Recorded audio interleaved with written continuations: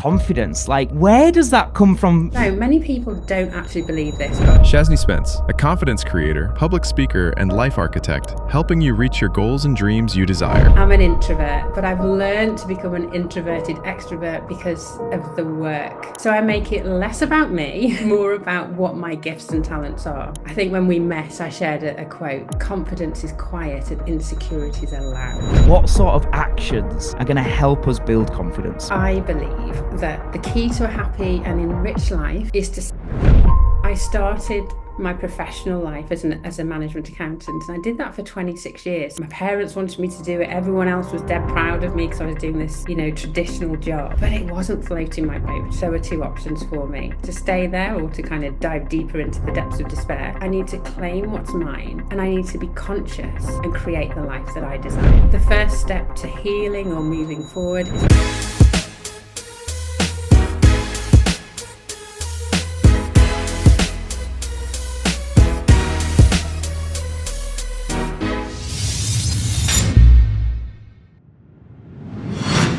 Shazney, welcome to the podcast. I want to give a massive shout out right at the bat, or off the top of the bat, should I say, for this episode, because Lynn Cutler is here watching us live, and it was down to Lynn and her amazing events that she puts on, the Edge events, where we first connected around about just short of a year ago. I loved you anyway when I met you. Your energy was ace, and then I saw you speak, and I was like, wow, you just owned the room. You gave such a great talk about confidence, and thankfully you did it exceptionally confident, because nothing worse than seeing a confident speaker be all nervous and not very confident, right? It doesn't give you much confidence in them as a coach. But your energy was amazing, and your confidence genuinely was incredible. We hear about these statistics that, like, one of the biggest fears people have is speaking on stage and so on. So I'd just love to start there with confidence. Like, where does that come from for you? And if anybody's listening right now that they're like, I really struggle with confidence, what would you say? What's the thing that's helped you with confidence? Oh, well, thank you for having me, Matt. It's a pleasure to be here with your Success School members. Thank you to Lynn for introducing us from the get-go. Yeah. Really happy to be here. So, where does confidence come from? So many people don't actually believe this, but I am such a shy person. I'm an introvert, but I've learned to become an introverted extrovert because of the work, in inverted commas, that I do. My vocation requires me to be seen and to help other people to be seen. So I make it less about me and more about what my gifts and talents are. My gifts and talents are to help people to feel inspired and to know that confidence comes through action. I think when we met, I shared a quote. It wasn't my quote, but I regurgitated the quote that confidence is quiet and insecurities are loud. So we really need to look at where those insecurities are coming from, get an idea and understanding of what's driving us to feel like we can't be confident, work on those subconscious beliefs, reprogram them, and to confidently go in pursuit of what sets our soul on fire. I love that. There's so much immediately like, yes, yes, yes. I mean, there's a big thing there, isn't there, about not making it about yourself. Like, that's what we have to do as people that are coaches, people that want to make a positive impact on other people. Like you said there, we have to get good at being able to speak, whether it be on stages, on camera, whatever, to be able to serve more people. And one of the ways we can do that is stop making it about ourselves. Like, oh, what if I look silly? Or what if I stumble over my words? Or what if it doesn't go perfect? It's all those things that keep us from taking action. And that's the other point that I think was really key that you touched upon, which is confidence comes from action. Could you just go a little bit deeper on that? Like, specifically, what sort of actions are going to help us build confidence? Great question. So I believe that the key to a happy and enriched life is to set an intention, take aligned action, have a happy life, the end. So in order to grow your confidence, you've got to be really clear about your intention. What is it you want to get across? What is the impact that you want to make? How do you want to make your audience feel? What message do you want to portray? How do you want to make people feel? So by really having that clear exam question, if you like, in your head before you even do anything, think about what your intention is, take aligned action, then the confidence will come, because it's really about you being authentic in that and being true and congruent with your initial intention. So ultimately, it's almost like start with the end in mind. Like, what is the outcome I want to achieve, right? But a lot of people kind of find that bit difficult. They find it hazy. Like, well, we have generalized ideas and maybe surface level ideas of I just want to be happy. Mm. But what does that mean, right? Or I just want to work less or have a life of abundance. But what does that mean? If people go, well, I don't really know. Have you got any advice there? How do we get clear on how to know what our objective is? Mm. So I had this very same conversation with a client in India today, and I said to her, start with the end in mind, because she was feeling some kind of way about something, feeling overwhelmed. And I said, start with the end in mind. Stephen Okay. Covey's 7 Habits of Highly Effective People. Yeah. Um, and I've completely forgotten the question. No, I haven't. It's there. Um, It's there. it's there. Let me pluck it out of the ether. Start with the end in mind. Again, it's that intention, isn't it? And I think it's about, well, I don't think, I know for sure, it's about having something that I call a CCMP, a clear, concise mental picture. When you have a clear, concise mental picture, you get real granularity on, okay, what is it that I want to do? What is it I want to feel? What if I could envision myself as being confident or successful or enriched or embodied? What would that look like? What would Mm. that feel like? And this is that clear, concise mental picture. Having real understanding and feeling it on a somatic level, feeling it in your body, where do I feel that feeling of safety, of pride, of richness, abundance? Do you feel it in your stomach? Do you feel it in your heart? Do you feel it in your head?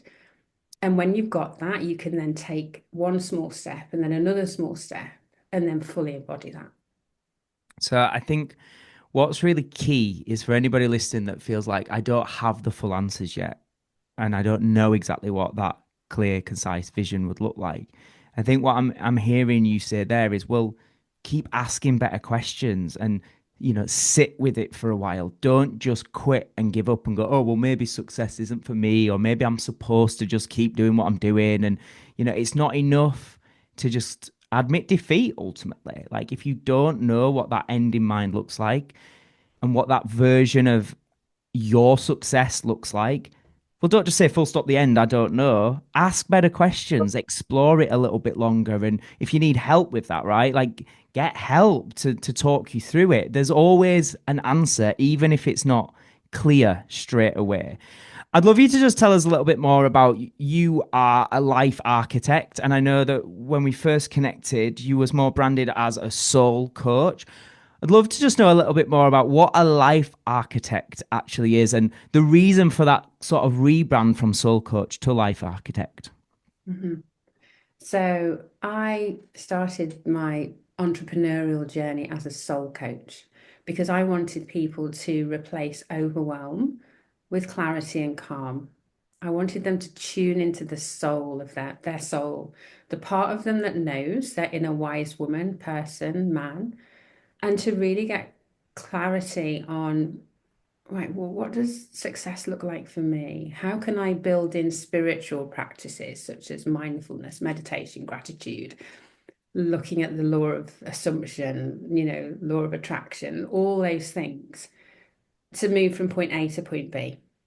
And whilst I'm fundamentally still a soul coach, I felt like my message was being not quite reaching everybody that I wanted it to reach. So I wanted to kind of help people realize that they are the architects of their life by Mm. being conscious, by being really awake to their own inner potential, by being awake and aware of what their soul wants them to know and do and what it craves and desires, that they can create this radically inspired life. And I think people recognize what an architect is. Right. Not so many people recognize what a soul coach was. And that doesn't diminish from what I started off becoming and who I am now. It's a bit of a fusion of the two. So it's resonating, I feel, more deeply with people because they recognize that, oh, actually, if I was an architect and I had a blueprint, which is my life, my business, my the way I show up in this world, my body, what would that look like? So I'm passionate about movement and exercise. Well, I don't call it exercise, I call it movement. I'm passionate about moving my body and being fitter and healthier and conscious. And I want other people to know that they can do the same. I love that. And it made me think about a quote, which is, we are either assigned a life or we design our life. And I think there's something there in terms of, I always say self development comes from self awareness. There's something there about being conscious, about being aware, and actually realizing how much power we do have to make those choices. And like you say, create our own individual blueprint of what success looks like and how we achieve it. And if we're not conscious, if we're not self aware, if we're not writing out our blueprint, somebody else is going to write it for us. And that's where we're assigned our life, right? I'd love to know more about your journey. What is it that brought you onto this path? Were you assigned this path? Did you design this path? Were you born wanting to be a life architect? Tell us how you got here. No, I don't think I was actually. Um, okay, so to give context, so some people think I'm a spring chicken who is just trying to teach people how to live their life. To give context, I'm 52 almost. So I've got a lot of life experience. And by And the way, everybody watching has just gone, no way. They all thought you was like 25 before you said that. I've no doubt. thank you. So yeah, I've got a lot of life experience. I started my professional life as a management accountant, and I did that for 26 years. So that's why I needed to just tell people my age. Yeah, yeah. I was doing that for 26 years. I loved it, but it didn't set my soul on fire. And I was always aware of that quote that I've kind of alluded to before, go confidently in pursuit of what sets your soul on fire. And there was this disconnect for me. I loved what I was doing, but I was just making people lots of money. I wasn't changing lives, and I really wanted to help people to transform their life. I wanted people to get a real strong sense of self-concept because I didn't have that. I'd kind of fallen into the career. My parents wanted me to do it. Everyone else was dead proud of me because I was doing this, traditional job, but it wasn't floating my boat. So due to situational change, I got made redundant and had this huge opportunity to listen to that tap on the shoulder that the universe was giving me, that I needed to be more fulfilled and embodied in what I was doing. Now, without going into too much detail, my marriage had fallen apart. I was a single parent. I was really in the depths of anxiety and depression. And it was at that rock bottom moment where I realized that I didn't know who I was. I had no voice. I had no clarity on what my own clear, concise mental picture was. I was just existing. And in that rock bottom moment, there were two options for me: to stay there or to kind of dive deeper into the depths of despair, or to allow the light to crack. Once I've been cracked open, to allow the light in. And the light for me was giving myself permission to say, you know what? There's a better way. I need to be confident. I need to stop being shy because that's my default. I need to claim what's mine, and I need to be conscious and create the life that I desire. So I invested lots of money in coaching, lots of money in therapy, which was amazing. I got a real sense of idea as to who Shazney Spence was. And I put my big girl pants on, took a big deep breath. And then when the redundancy happened, I decided that, right, I need to go and change people's lives and hold space for people to become the man, woman, person that they choose to become. So that's the short version. Yeah, I'm sure the long version has a lot more ups and downs and nuance, as all life journeys do. I love that you gave us a practical step there to say, if somebody is in a similar position where they're like, enough is enough, I want change. Really, what I heard was step one is asking for help. You spoke there about investing in therapy and coaching. Ultimately, what you're saying is you decided to get support and get help. And I think that's a really key thing to say to anybody listening. Don't struggle alone. And it doesn't have to be perhaps like Shazney and myself have, which is investing loads of money, or certainly not straight away as well. It might be something down the line, but there is many ways you can get help. But I think there's a key point there, which is do not do it alone. Get support. I was also interested just hearing you speak there about, you spoke about like the depth of despair and going through some really tough times. And it made me reflect on often when human beings are backed into a corner, they come out fighting. We are more resilient than we realize we are until we have to be. Now, there'll be some people listening that are not quite at that place where you were, like made redundant, breaking up with a partner, those kind of, as you called it there, that depth of despair. How could we help them avoid going to that depth of despair? I think it's about people will be in that position you were in where they know they're made for more. They want to do something else. Maybe they want to leave that job or, start that business. But for me, I recognize a lot of people are stuck because of comfort, because even though it's not the life they truly want, it's familiar. And, they've become comfortable in the discomfort. How do you get someone, how do you help someone to break out of that without needing to get to such rock bottom before they have to change it? Mm.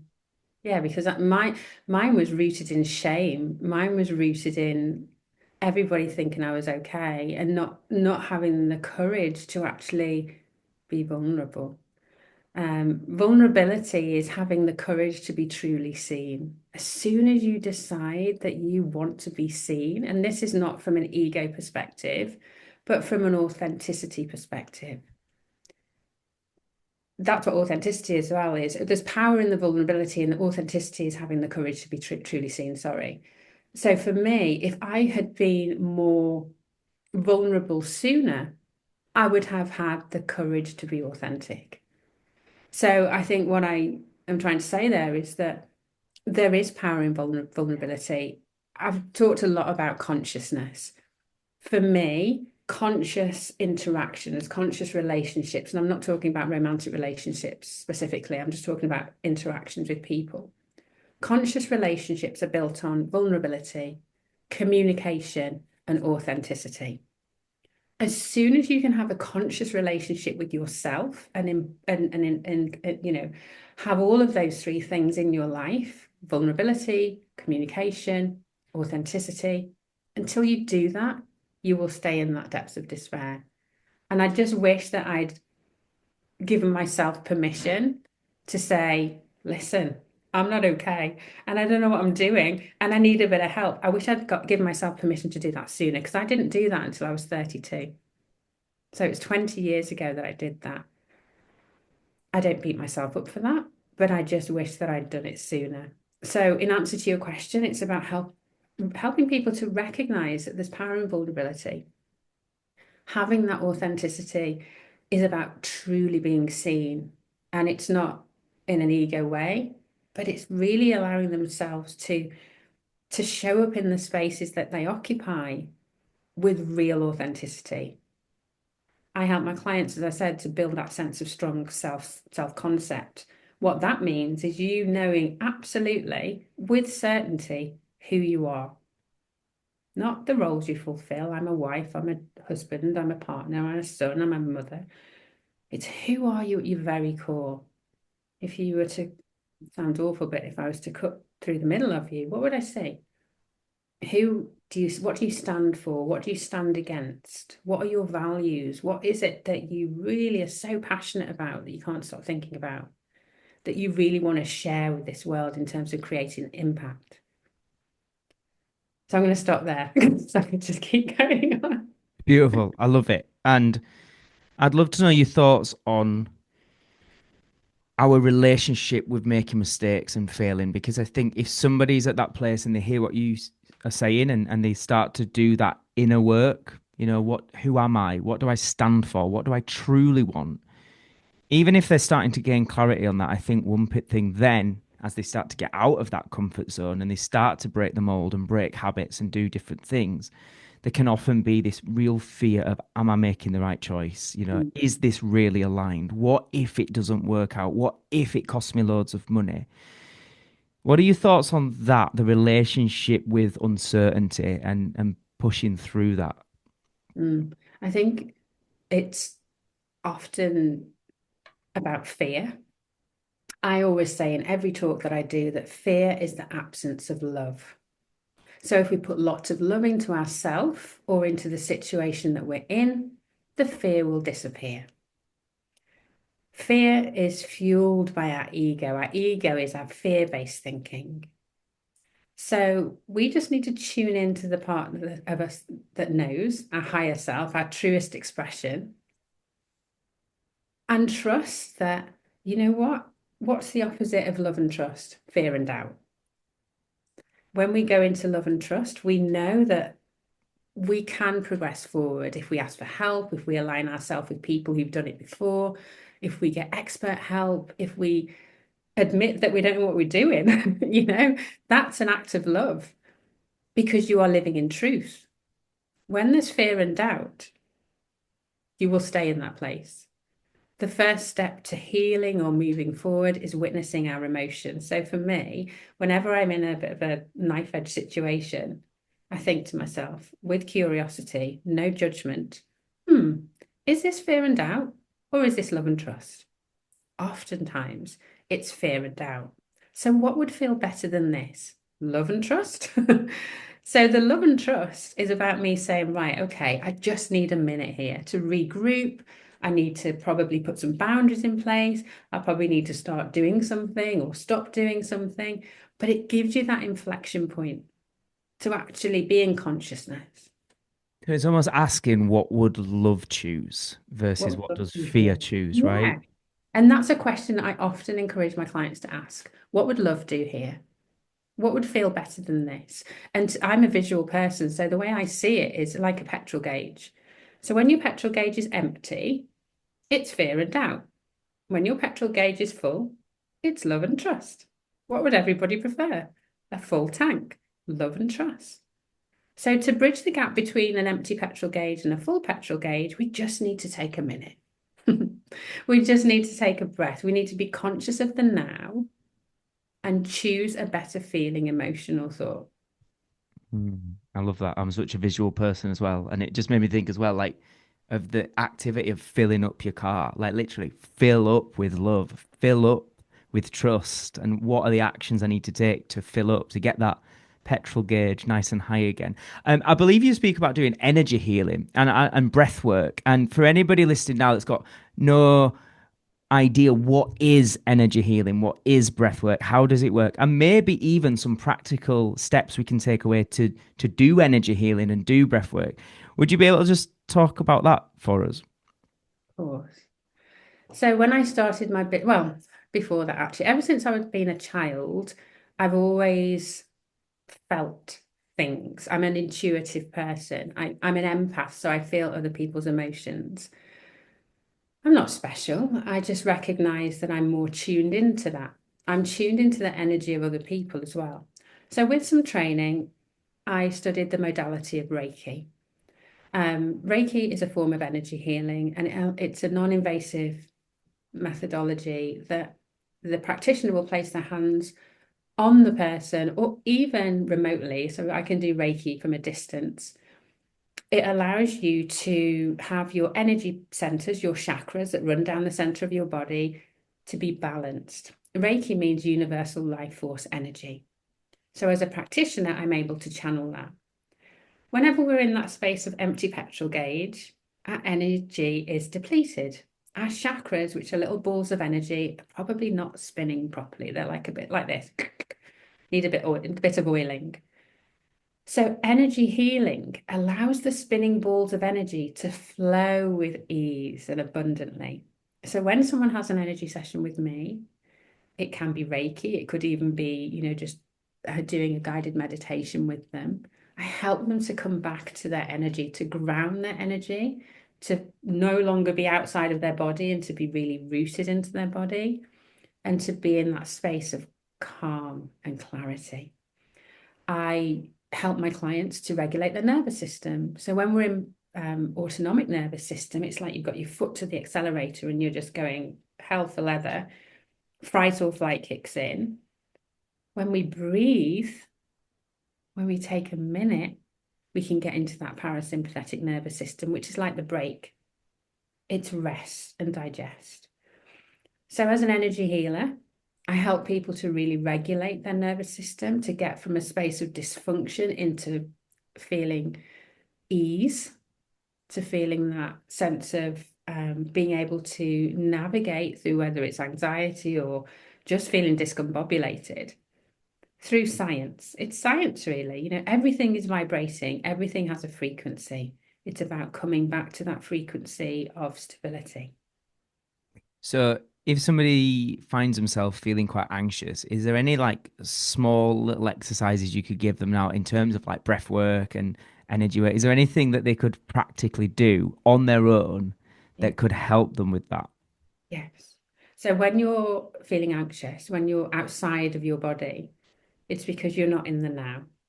Anxiety has been called excitement without the breath. Mm. When we come back to our breath, oftentimes we're just excited, but we feel like we're out of control. Come back to the now. Do something called box breathing. So you could breathe in for 4 through the nose, hold the breath for 4, breathe out for 4, hold the breath for 4, and do exactly the same. So let's do it together now. So you can close your eyes if you want to, but just allow your shoulders to be relaxed, a nice distance away from your head, your ears, sorry. And now take a nice big deep breath in through the nose for the count of 4, breathing in. And now just hold the breath for 4 and breathe out through the mouth for 4. And then just hold that breath there for 4. And that's it. By Beautiful. Such doing that, a calming feeling. Sorry. it just brings us, it is a calming feeling because we are regulating our nervous system, feeling safe in our skin. We've got heart coherence. So this is a technical term, a scientific term. When your heart is beating at the right level as your brain waves, you've got head-heart connection, heart coherence. It will bring you into a space of calm and into a space of emotional nervous system regulation. So that's a good one. That's lovely. I mean, I must say, if you're not feeling anxious and you've had a long day, it'll just calm you right out. I feel like I could go to bed now. I'm just like that one little moment. I'm just like, that was lovely. Thank you for that. Let's talk self-care because I think people hear self-care and they just think, oh, it's just going to a spa and bubble baths and things like that. I'm a big believer that, having practical routines that help us look after ourselves and focus on filling up our own cup is vital for being able to help others. Is there anything you would recommend in terms of helping people prioritize self-care and what self-care can look like for an individual? Yeah, definitely. I founded something called the Super Soul Sanctuary. So it's a physical location as well as this is the Super Soul Sanctuary tonight. It's a space for self-compassionate kings and queens to follow their bliss. So self-compassion is about making sure that you have daily non-negotiables that allow you to be in that love and trust petrol gauge situation. So I always say that self-care, self-compassion, self-love is not just about running a bubble bath. I love doing that. It's a daily spiritual practice for me, but it's deeper than that. Self-compassion is seeing yourself through a lens of love and not judgment, being really aware of the thoughts you think, the way you speak to yourself, the things that you allow yourself to be around energetically. There might be something or somebody or people who just don't align with your energy, and there's no judgment in that. It's just that perhaps when you're around them, you feel a little bit like your shoulders are up into your shoulders are up to your ears, or you feel less than or not enough, or whatever it is. That's a spiritual practice to make sure that you're showing self-compassion, to put boundaries in place, to be honoring of your own energy. Compassion is about having boundaries. Boundaries honor you and the other person. A boundary could be saying yes, a boundary could be saying no. So these are little things, and on a day to day, it's about having these non-negotiables. So for me, as an introvert and as an empath, I need to visit 5 sanctuaries, and I'll share these sanctuaries with you. The first one is silence. The second one is stillness. The third one is solitude. The fourth one is simplicity. And the fifth one is serenity. When I and my clients visit those 5 sanctuaries, that's the deepest act of self-compassion. You're enjoying silence, stillness, simplicity, solitude, and serenity. It's self-compassionate because you're filling your cup up and being in more, it's more conducive to you being of service to other people, being your best, being your best not only for yourself, but for everyone else. I love that. I've also heard you speak about the concept of daily pies, and that got me really excited as someone who loves food. I was like, oh, this sounds good. Turns out it wasn't quite what I was expecting. Do you want to just share what a daily pie is? And if you were like me, you're going to be maybe disappointed, but What I'm such a bit, the pies are probably my favorite food. oh, I I love a love a bit of good pie. pastry. Yeah. Love a pie. Yeah, every time I share about pies, people get very excited for the wrong reasons. But anyway, as a daily non-negotiable, it's about, it's an acronym, looking after your pie. So the P is the physical, which I've already shared. People will see my social media, and a lot of people think that I'm a PT, and I'm not. It's just that I love going to the gym and I love moving my body. For me, a daily non-negotiable is moving my body. It helps me to stay young. It helps me to keep active. It's just the best thing ever. So P is physical. Move your body. If the word exercise triggers you like it does me, just give yourself the gift of movement instead. Would you be able to share why as well, if you're happy to, Why about it triggers me? why that trigger? Yeah. You know what? I'm actually neurodivergent, and it was only later in life that I recognized that. And I was a gymnast as a child, and then I'll tell you, I've just had an aha moment actually. I was a gymnast as a child, and I had to stop that. And I'm not going to go into reasons why, but it was outside of my control that I had to stop that. And it was such a loss for me. It was traumatic, to be honest, because I felt like I'd had my identity robbed and whatever. But when I was a gymnast, I used to exercise and I loved it. I just absolutely loved it. So to have that taken away from me, oh my goodness, I had such an aha moment. So when people say exercise, I'm like, no, I don't want to. I'll move my body. Isn't that interesting? My own That little association with that, what it meant to you in the past and that loss, perhaps. yeah, definitely. And an expectation that I had to do it to a certain standard or else, and there's some worth tied in that as well, obviously, you Got it. know. Mm, interesting. So we call it physical activity, moving our body. Movement, yeah, I call it moving my body. And because of the way that my neurodiverse brain works, if someone tells me I've got to do something, I won't do it. So if someone tells me I've got to exercise, I'm not going to do it. But if I'm going to go Yeah. move, How do you get on with PTs? Not that well. my daughter's a PT, Oh, well. ironically. No, it's fine because I just frame it as moving my body and as a gift, because there are some triggers there, obviously.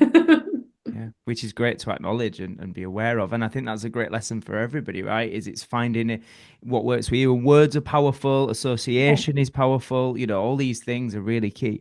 So the P stands already, we know we're not eating Oh, yeah, pies. I forgot If about anyone's that. Sorry. but yeah, to bring us back to the pies that are not the joyful pies that we were thinking, the P Yes. is physical, right?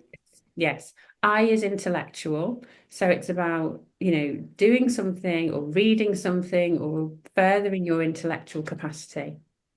E is emotional. So doing something that benefits your emotional well-being. And then S is spiritual. So doing something spiritual. And this is non-denominational, spirituality is about you being conscious. It's about you coming back to the breath. It's about you being in the now. It's about you perhaps going and hugging a few trees. It could be barefoot walking. It could be grounding or earthing. So physical, intellectual, emotional, and spiritual. Just on that emotional one, I kind of mentioned it before. If we want to heal or move past something, the first step to healing that is witnessing the emotion. So we've got to look at it. What am I feeling? Where am I feeling in my body? What would feel better than this? So there's your pies, not of the steak and ale variety, regrettably. It sounds very good, though. I think really important. And the idea is that that's a daily practice, that it doesn't need to be a long practice, but just No. do something for each one of those pointers, right? Yes. Yes. And tying that up with visiting those sanctuaries as well, and you will feel as though you're really designing your life on your terms. Now, I know you've got a retreat coming up in March. Would you just share with us what that is and give us the details so that maybe some of us could come along if we feel it's aligned? Yes, definitely. So I'm collaborating with someone called Tan from the She Tribe, and it's myself. So it's a life architect and She Tribe collaboration. It's a 1 day spiritual pamper day, if you like, a retreat day, and we are theming it as Discover Your Purpose. And it's all about unlocking your creativity. And we're going to be focusing on the sacral chakra. So the sacral chakra is one of those energy points that I talked about. It's an orange energy center. And it's really rooted in us understanding, what are we here for? What are we meant to be doing on this earth? So we're going to guide the participants through coaching, through some neuro-linguistic programming exercises, through flow, so showing them some yoga poses, healing them through Reiki and tuning forks and meditation. It's going to be a soul enriching full day from 10 till 6 at a place in the northwest called Ince Bennett, a lovely retreat centre. And the energy exchange is £111 for the full day. And you'll get a beautiful crystal to take away with you, lots of nuggets of wisdom and real conscious connection with other people. But there are only 10 spaces available.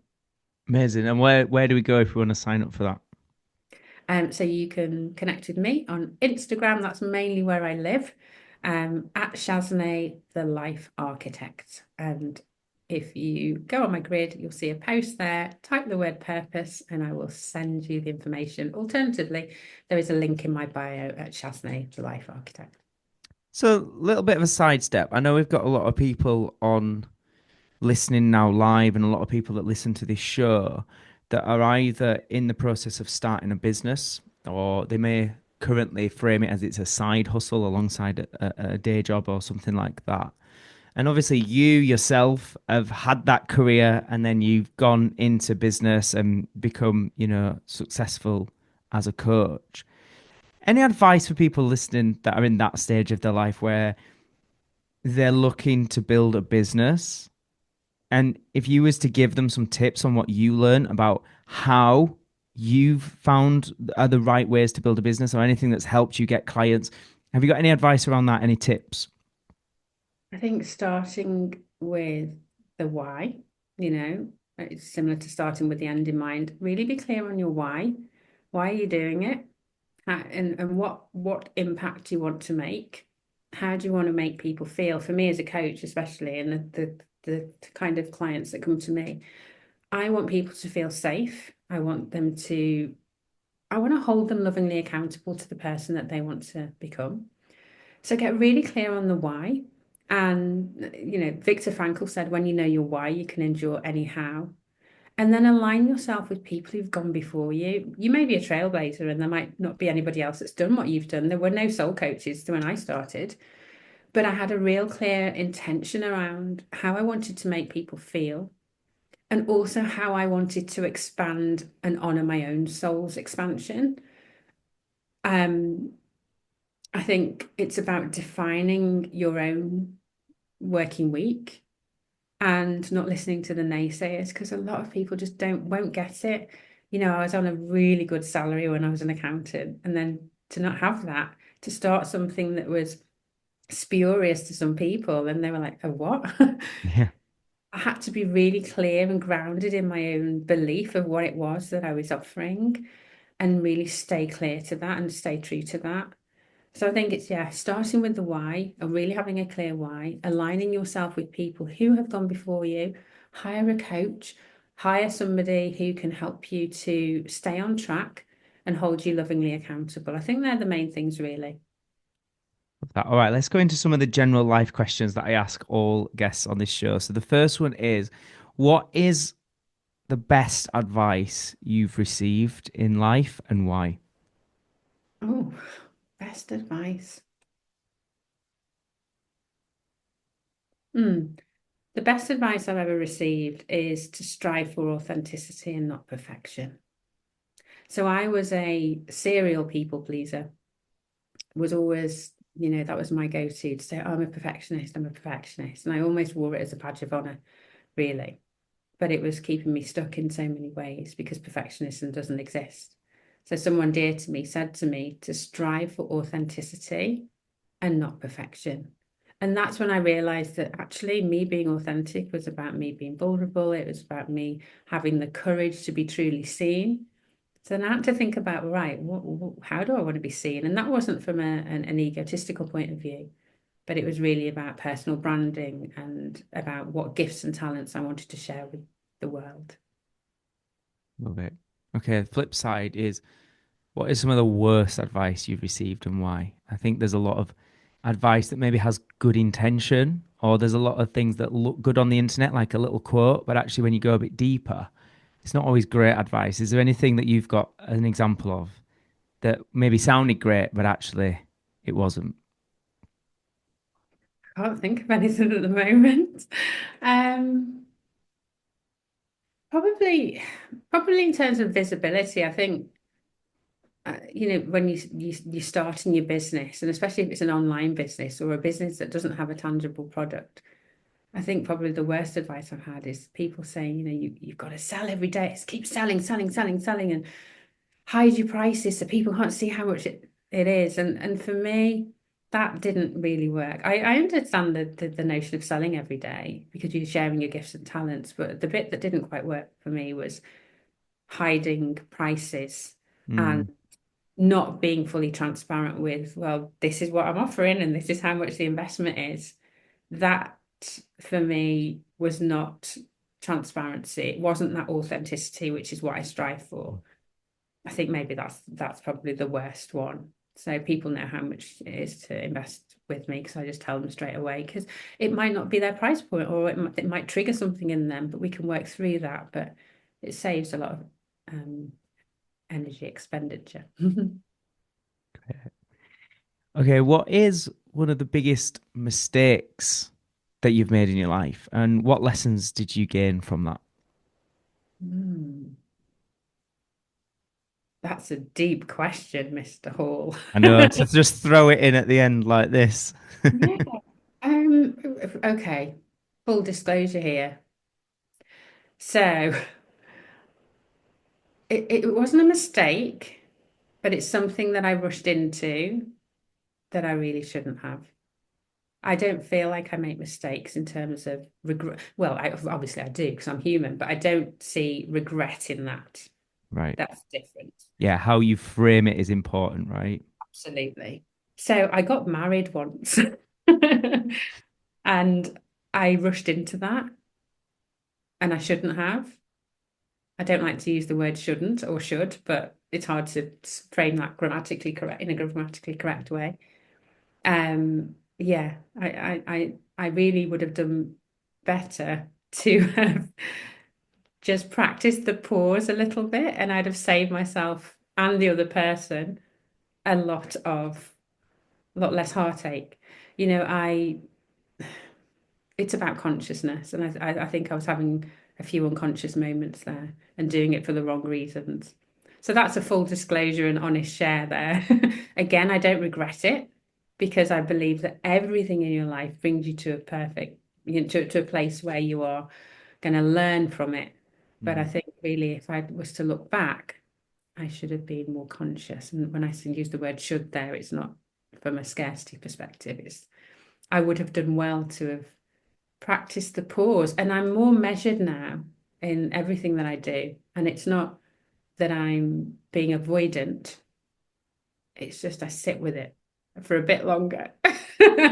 Right. And thank you for sharing that. And I can't help but think the beauty in that is no doubt a reason why you're so good at what you do now and what you coach stems from those kinds of experiences. I think for a lot of us that are in the business of serving others and helping others, a lot of the methodologies we teach and help people with comes from a place of we learnt the hard way because we made those choices and we know how they worked out, right? And I can't help but think that that's the real gift in that there. Okay, next one. We're getting deeper, I'm afraid, Oh Shazney. no! We I answered thought on that there. was the extent of it. All right, so this next question I think is important because often when people listen to us and people on podcasts in general, they can see us as the authority, the expert, the person that's there to serve us. And obviously that can be the case. And at the same time, we're all human and there's never this you've touched on it earlier, but there's no such thing as perfection. We're never gonna reach perfection. And I think it's important we share that with the audience to help them identify that. So I'm interested, even with all the work that you've done and all the people that you help and all the amazing successes and achievements, right now, what is something that you're finding challenging and that you're struggling with? And how are you managing that?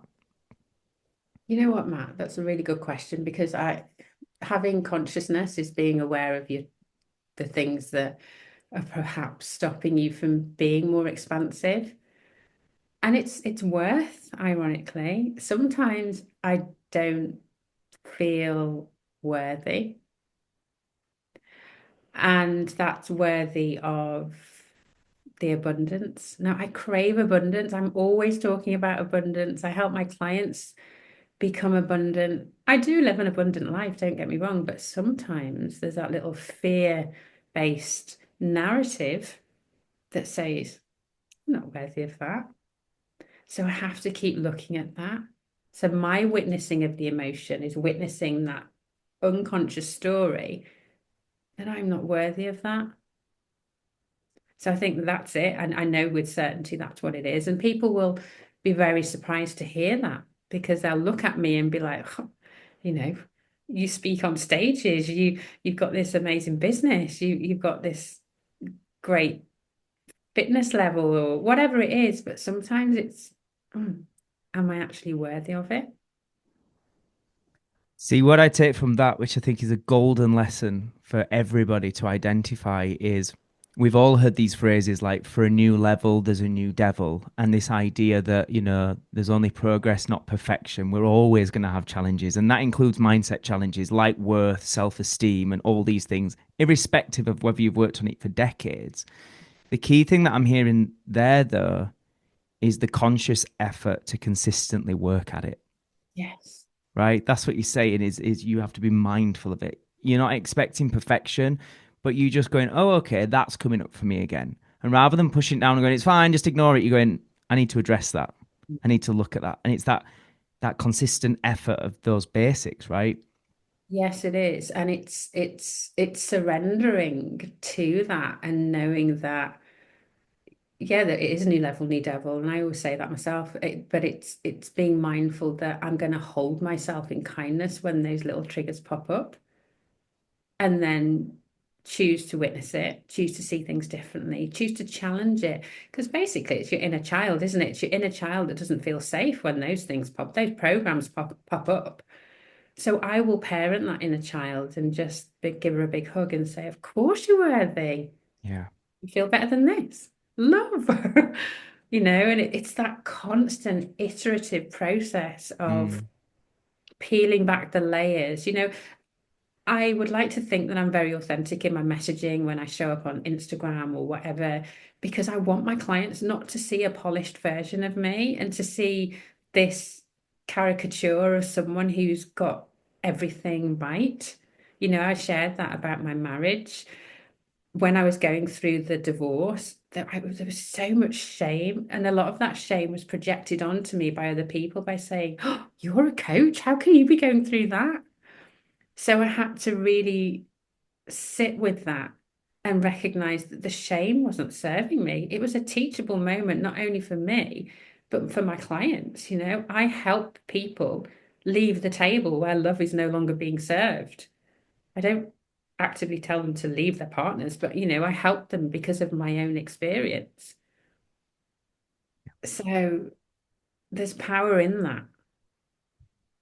Amazing. Okay, so this show, Success School, is ultimately about helping people live happier, healthier, and more fulfilled lives. And the reason I called it Success School is I feel like some of the most fundamental factors of what makes somebody successful is when they're physically healthy, when they're mentally healthy, and when they're financially healthy. And I feel like traditional school and education didn't spend a lot of time teaching us how to do those three things. So, based on somebody listening to this now, if you was to share with them three truths, three things to focus on in their life, that if they follow them, they're going to be on the right kind of path to living a happy, healthy, fulfilled life. Like we're talking physical, mental, financial, anything around those subjects. What would be the three things you would share with the audience today so they can live a happy, healthy, fulfilled life? Well, I kind of talked about it before, this consciousness. It's about success, isn't it? Success is about living with consciousness, being authentic, communicating, being vulnerable, being really aware of where they're at, so that they can honor their soul's expansion, to know that, what, I want more, whether it be financially, emotionally, spiritually, but having a real candid conversation with themselves and the people who are around them to facilitate that, to be authentic, to have that aligned intentionality. So let me answer the question. Three things: being conscious and having those three things underpinning that, being intentional and really choosing, who am I going to be today and what am I going to do? And thirdly, I'd say it would be cultivating a mix of inner peace and external impact. Powerful. This has been absolutely amazing. And I know we've still got a little bit of time for the Q&A with the members, which I'm super grateful for. So just before we head over to the members Q&A, final few things, Shazney, if people do want to connect you, I know you've already mentioned Instagram there, but if you just want to give them the shout out again, if people now want to, after this episode, go and follow you and connect, where are the places they can do it? Yes. So TikTok, Shazney the Life Architect, Instagram at Shazney the Life Architect, my website, www.shazneyspence.co.uk. And just to mention that everybody is entitled to a free clarity call with myself for 30 minutes. So please do feel free to reach out and book that, But yeah, that's where I hang out. Absolutely amazing. All right, final question from me, Shazney. What is your personal definition of success? My personal definition of success is to honor my soul's expansion, to see myself through a lens of love and not judgment, and to really live an aligned, intentional life. So good. Shazney, thank you so much. That was amazing. Thank you for having me.